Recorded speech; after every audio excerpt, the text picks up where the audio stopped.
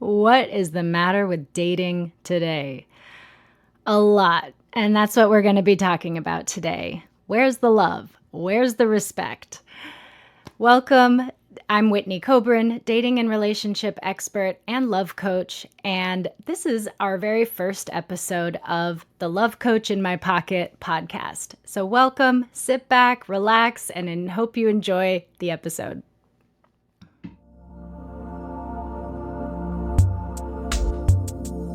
Hi, this is Whitney Coburn, dating and relationship expert and love coach, welcoming you to the Love Coach in My Pocket podcast, where we talk about all sorts of things related to dating and relationships in this crazy modern world. Thanks for joining us. I hope you love the episode, and please leave us a review.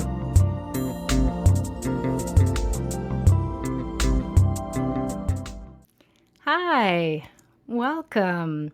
All right, we are going to jump right in. I am going to be talking today about what is the matter with dating today. And geesh, there are so many different things that we could talk about. But what I've noticed is that the things that we need in long-term relationships to be happy, we need those things in the dating process. And the problem is that nobody wants to give it because nobody wants to be the one going out on a limb. Nobody wants to let another person know that they like them because, oh, that might push them away. We can't double text. Like all of the things that actually work in a happy, healthy, long-term relationship, which a lot of people have never even seen one of those because let's face it, we all learn our relationship skills from mostly two places. One, our families, which I think they're all dysfunctional to some degree, some more than others, but it's hard to find a perfect relationship. That some people might have very good role models out there. And we learn our skills from TV and movies and media, right? Which is all about tragedy and comedy. And it's boring and rare to find actual healthy role models and happy couples in the media. We like the drama, right? We watch these shows for the breakups and the fights and the drama. And it's like, oh, then we wonder why our own love life is full of tragedy and comedy. So I'm just going to focus on one area today for this episode, and there will be many more topics that we can go deep into later, but love and respect. And I'm going to go ahead and say that naturally, the masculine and the feminine are also different. All right. And I know that there's all kinds of exceptions and things, but even in same-sex relationships, there tends to be a more masculine, a more feminine. It could be just men and women. So I might say men and women. Forgive me if I'm overgeneralizing. I do know that that doesn't describe everyone accurately. But what we really want in relationships is women want to feel loved, cherished, honored, cared for. It's the most important thing. And for men, the most important thing is to be respected. And yes, of course, we all want both. A man still wants to feel loved. But if you're in the middle of a fight, and most fights within couples happen because she's not feeling loved or he's not feeling respected. So I'm not going to talk about the long-term relationship so much right now. I want to talk about dating because that's where the crisis is happening. I think everyone is struggling right now with dating. So what if we just make a simple act to add more respect into dating? And I know what you're going to say is, it's everybody else. It's all the jerks. It's all the ghosting people, but you're either part of the problem or part of the solution. So be the change that you want to see in the world. Start treating people the way that you want to be treated.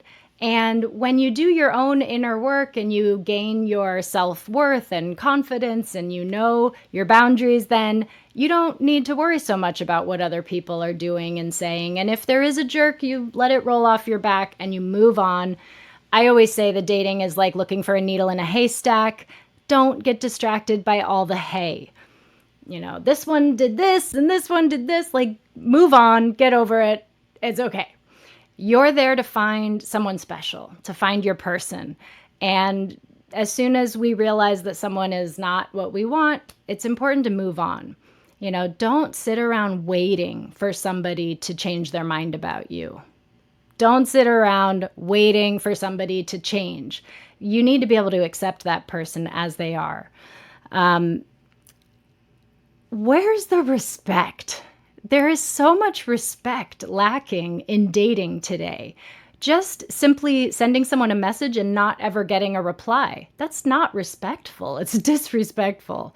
The way that we're super judgmental, rolling our eyes at people because of how they look or what they're into, and without being curious.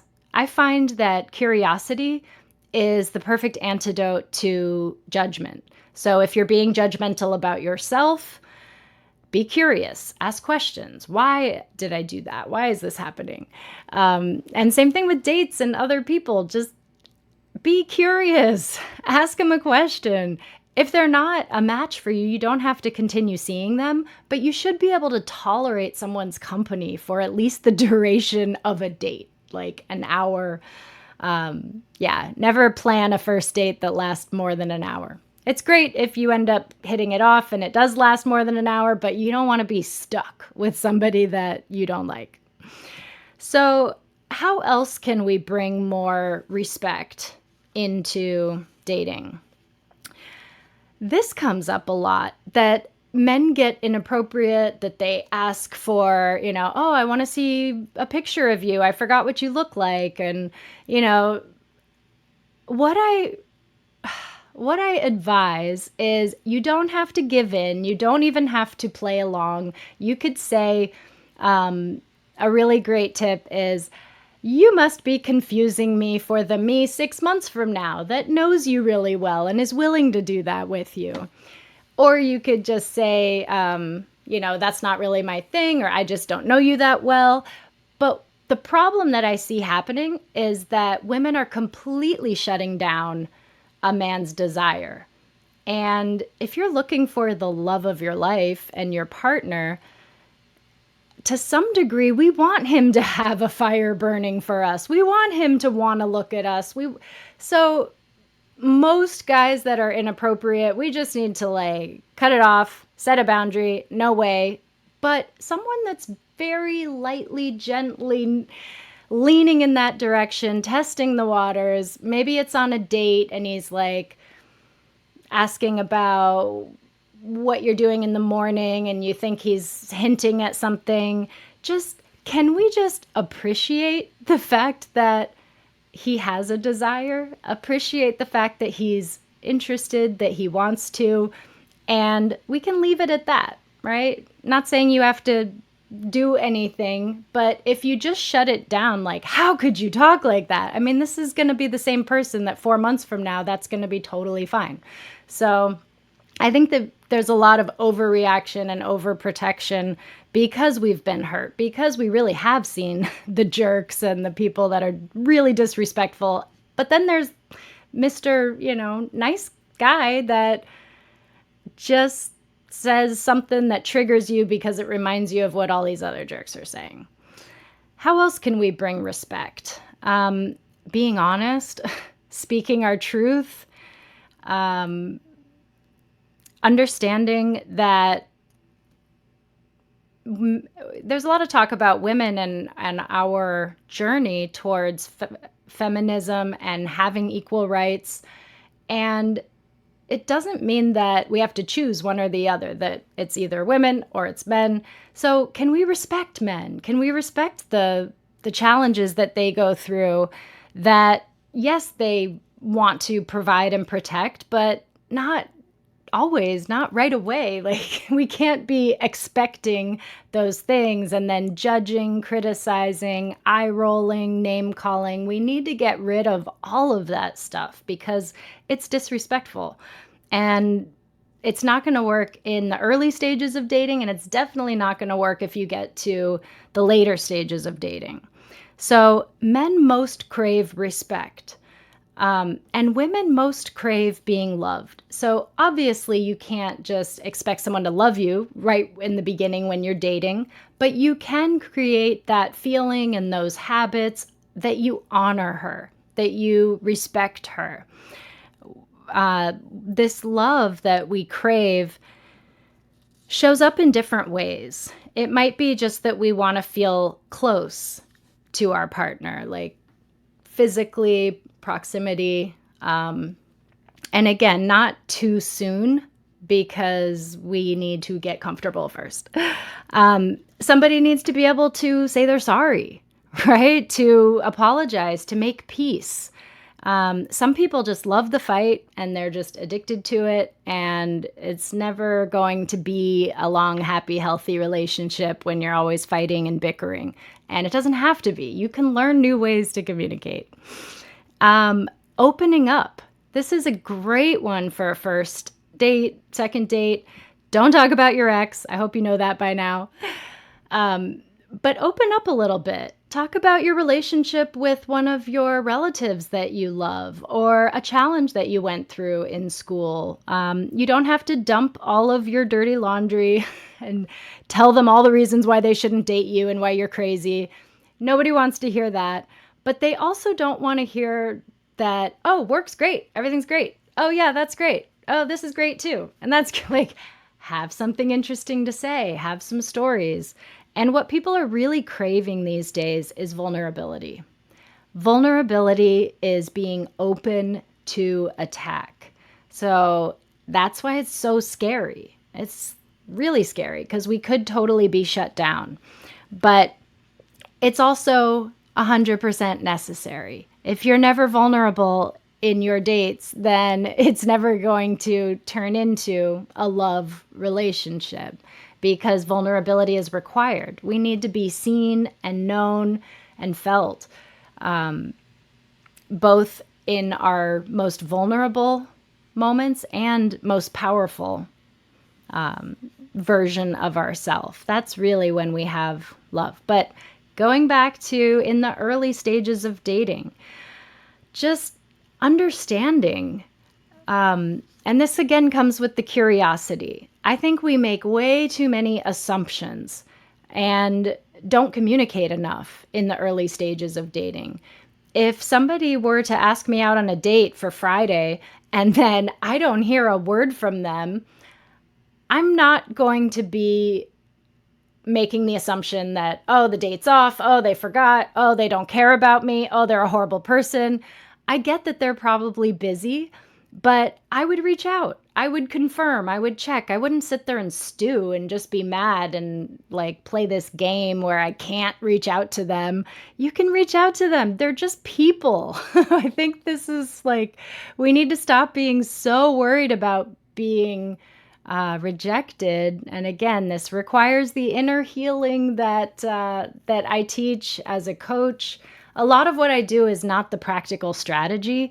I will give that away left and right. I give webinars, I do talks. I'm going to be talking about it on this podcast. The work that I do is really the healing work, the embodiment, the experience of healing our past traumas and opening to a love unlike anything that we've ever experienced before. And of course, there is some technique and strategy that we have along the way. But today, what I want to leave you with is let's bring back respect into the dating scene.